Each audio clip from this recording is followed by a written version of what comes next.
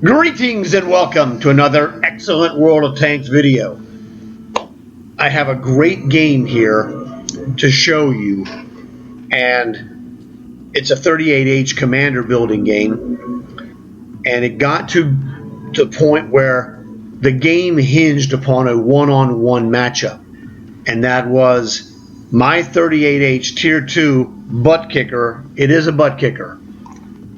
But I got matched up against this guy. The key guy on the enemy team was driving this, the mercenary Thresher Tier 3, a much better butt kicker. But, you know, you have a chance. It becomes a question of engagement.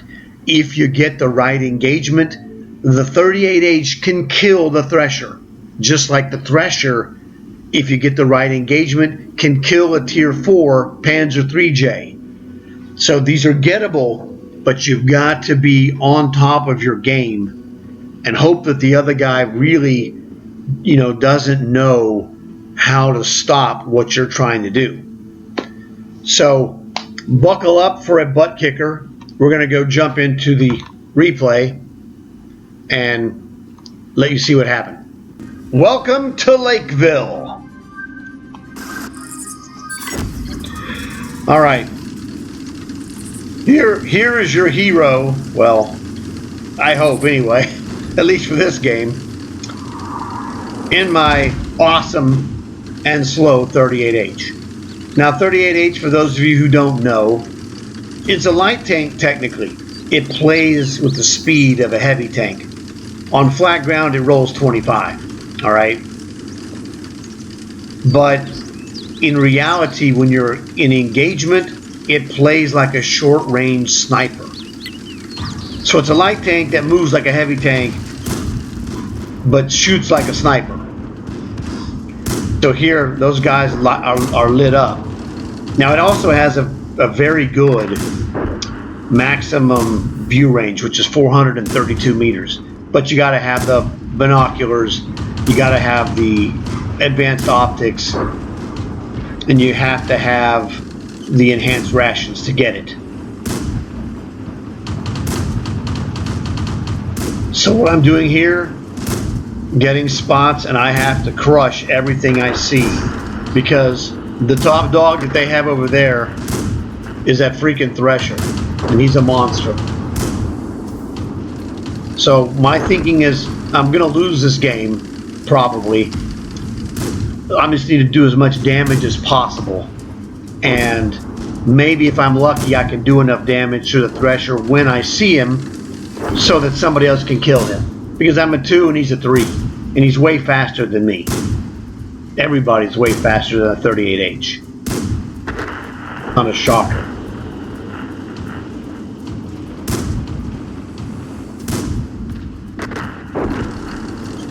So just, you know, doing the best I can, pound a Ruski.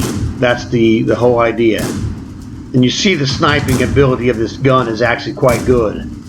And that is without a steady aim. You don't need a steady aim. It has a very good, you know, stock accuracy. It's not great. Steady aim will definitely improve it substantially,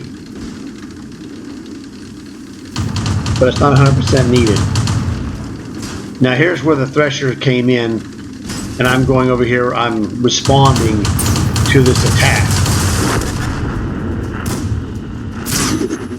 And the thing you have to do in the Thresher is you have to kill him in the turret. If you can get his turret, you could kill him, even if you're inferior like me.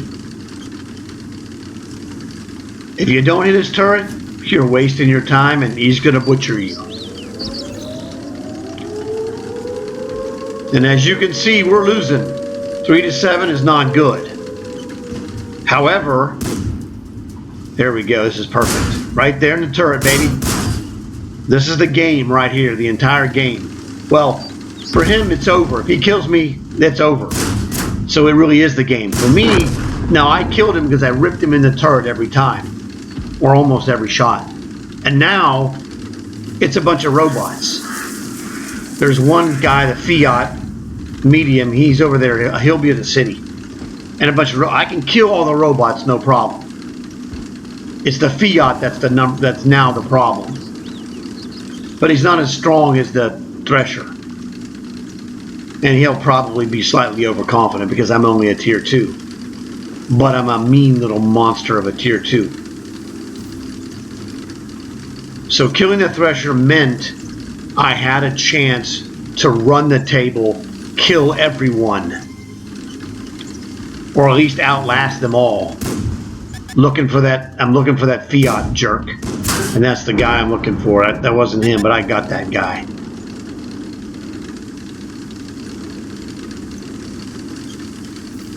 The engagement when you're the lower tier guy is super huge.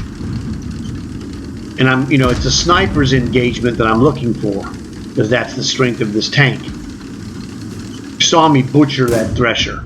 It doesn't happen very often, and it's very nice when you see it. Now, I don't have infinity bullets either. I got 37 left.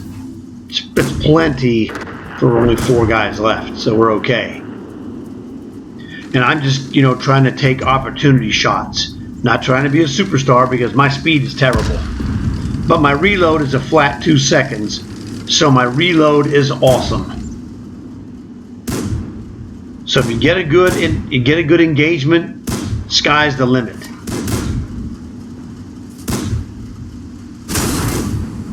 You have 100 rounds to start with, so there we go. That's good. Still losing, but now it's 3-2. Fiat is still the king of the hill with that 4 kills. Me, I have 5. Boom. This guy's getting murdered. Well, actually, I'm doing some minor damage. Thanks for turning sideways. I appreciate it. It's just me against 3 guys. That other guy is toast. But he wasn't that good anyway. And I didn't need him. I wasn't planning on having him around, and I didn't need him to be around. It's within my hands to win this game. What are we down to? 31 rounds? No, 11. There's only 2 guys left, so we're good. Hey, there's nothing I can do specifically. I need to wait for them to show. Show your face, and I'm in a great spot because the engagements for me are going to be good.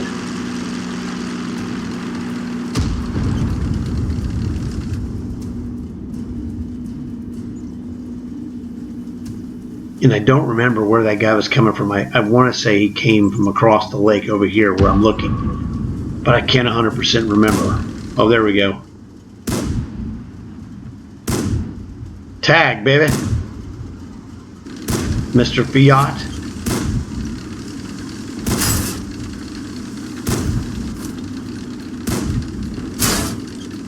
Now what happens, I have a lock on shooting. He doesn't have that. He's got to aim because I'm partially occluded. And unfortunately, he got me.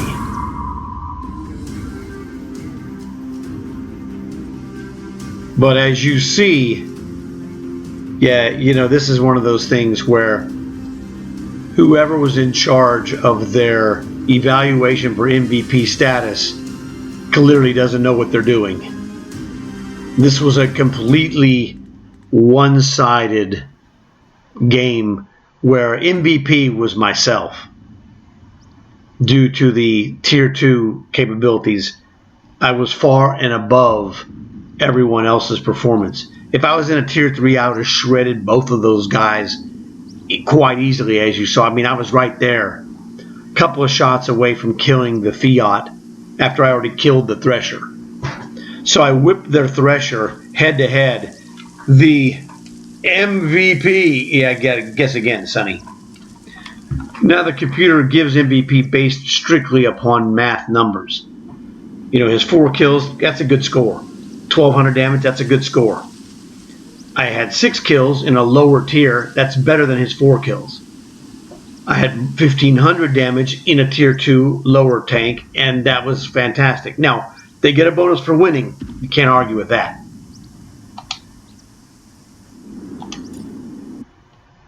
here we are at the end of game stats. And this was a great game for me. I played to the best of my ability at this game, no question. And it took, two heavily favored higher ranked tanks to beat me. I mean, I took a beating from the Thresher, and I was killed by the Fiat. But if you flip that, the same thing would probably happen. I would kill the Fiat, but the Thresher would kill me because they just have more health than I did.